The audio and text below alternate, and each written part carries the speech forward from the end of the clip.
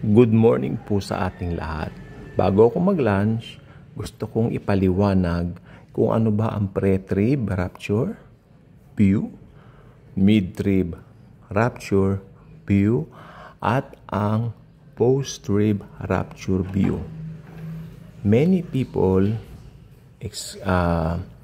meron silang tinatawag na kanya-kanyang view, okay, regarding the end times, especially on this very significant event, the rapture of the church, which I believe anytime it will happen, Jesus will get us. Woohoo! Mali mo, nagla-lunch pa lang ako eh. Come on! Di ba? Halina kayo! Balik! So, very excited tayo dan. Okay? Ngayon, ano ba yung pre-trib rapture? Pre-trib rapture, ito po yung paniniwala na bago sumapit ang Great Tribulation, or should I say, ang buong tribulation, the whole of it, I mean the whole 7 years tribulation. Kasi ang tribulation, meron pong dalawang parte. Yung first part, ito po yung mabait yung Antikristo, at madidisib niya ang mundo. At pag yung Antichrist po ay umakyat na po sa third temple ng mga Hudyo, ito na po yung pagpasok ng Great Tribulation. Masahol na lindol, masahol na nuclear war, mga bagyo, sakuna, lahat, name it, nandyan po lahat. Lahat ng masama, name it, nandyan po lahat. No? Siyempre sa pangunguna ng kasamaan ni Satanas, sa pamamagitan ng kanyang dami, the Antichrist at yung false prophet. Ito po ay 7 taong singkad sa kabuuan, no? Ang buong tribulation. At ang view po ng pre-trib rapture ay bago sumapit yung 7 taon na yan, dadagitin na ni Jesus, ni Lord Jesus, ang church niya, ang bride niya, tayo po yung mga Kristiyano, tayo mga naglagak ng tiwala sa kanyang tinapos na gawa sa krus. Okay? At tayo po ay papaitaas, papailan lang to meet Him sa air. Yan po ang pre-trib view. Mamaya po natin papaliwanag kung ano po yung pinaka-may sense na view. Okay, mid-trib rapture. Ano po ba ang mid-trib rapture view? Ito po yung paniniwala na kapag kayong Antikristo ay umakyat na sa third temple ng mga Hudyo, mga Jews, at itatanghal niya o ipagsisigawan niya sa buong mundo to the whole world na siya ay Diyos, yun na po, papasok na po roon ang puot ng Diyos, which is true. Papasok na po roon yung delubyo, which is true. Kaya doon pa lang daw, according to this view, na dadagitin ni Jesus ang church para po maitaas. Okay? Yan po ang mid-trib view. Okay. So, ano naman po si post-trib view? Si post-trib view, ito po yung view na pag natapos na po yung lahat, pag natapos na po yung buong tribulation, including yung masamang parte, yung second and a half, no? Yung pangalawang parte ng tribulation, yung delubyo, na sakuna, lindol, yung pinakamalakas sa lindol, doon pa lang daw dadagitin ni Jesus yung church. Actually, ang view pong ito ay tinatawag ding combination daw ng rapture at saka second coming. They believe na yun daw pong rapture ay, anong tawag dito, ay kaparehas ng second coming. Okay, tignan natin yung tinatawag na bigat ng lahat ng ito. Okay, ano po yung bigat? Suriin natin lahat. Okay? So, pre-trib rapture. Okay? Marami pong Kristiyano ito ang taglay na view. Dahil they believe na ang view na ito ay dahil mahal ng Diyos ang mundo. At ang mundo ay tinubos ng Panginoong Hesus sa kasalanan. Okay? At lahat na nagtiwala sa Kanya. Ayun na po. Mahal ng Diyos, makinig po mabuti, importante po itong message ko nito. Mahal ng Diyos ang buong mundo. Pero yung mga maglalagak lang ng tiwala sa tinapos niyang gawa, ang mga mararapture. Okay? Okay. Ngayon, Dahil ang mga naglagak ng tiwala kay Jesus ay mga anak na ng Diyos, kaya hindi papayagan Diyos na maranasan nila ang tinatawag na dilubyong ito. Kaya bago pa man pumasok o sumapit ang 7 taong singkad ng tribulation, irarapture na ng Panginoong Hesukristo ang kanyang church.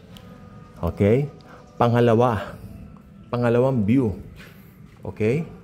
Okay, ang pangalawang view po naman ay ang tinatawag na mid-trib rapture view.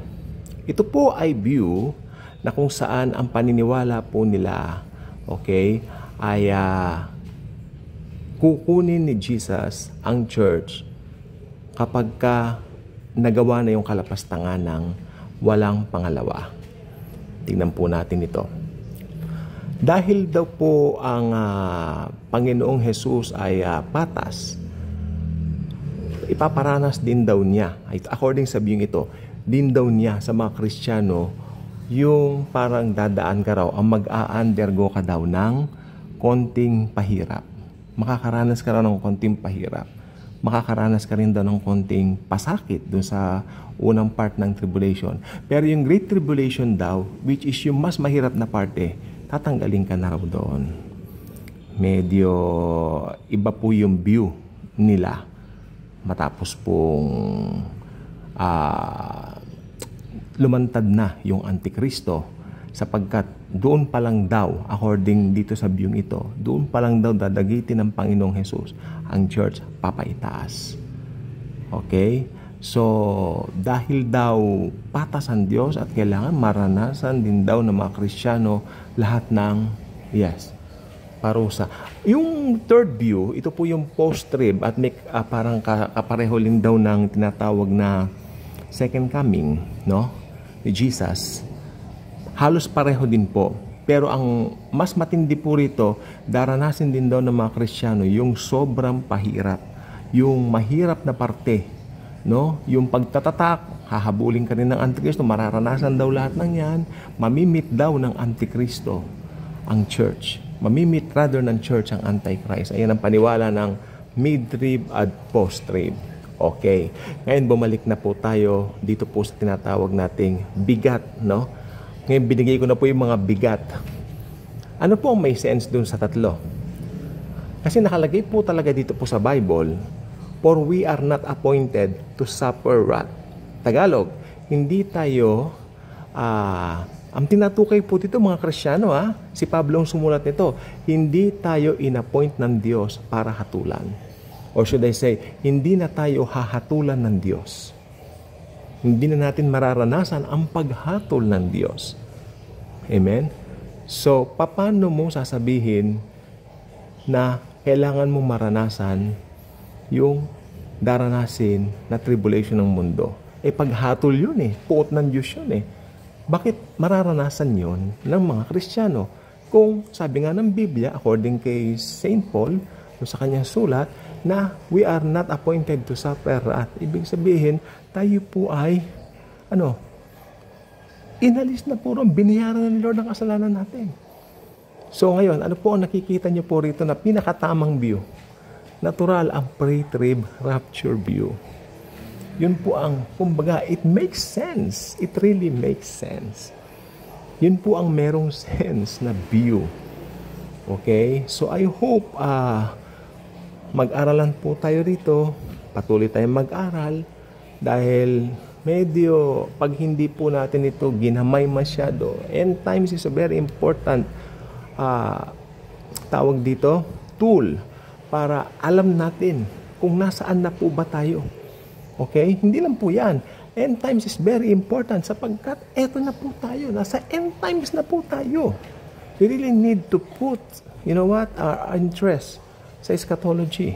We Christians should, really, believe me. Dahil alam po ba ninyo, marami po ko nakikita ng Kristiyano, iba-iba ang preaching, ni hindi man nababanggit ang end times. End times right now is very important sapagkat kada bukas mo ng social media mo, makikita mo ang pagbabago na sandaigdigang ito. Yun lang po gusto ko sabihin ngayon. So, ang pinaka-make sense po talaga na view ay ang pre-trib rapture. At yan ang pinanghahawakan ko.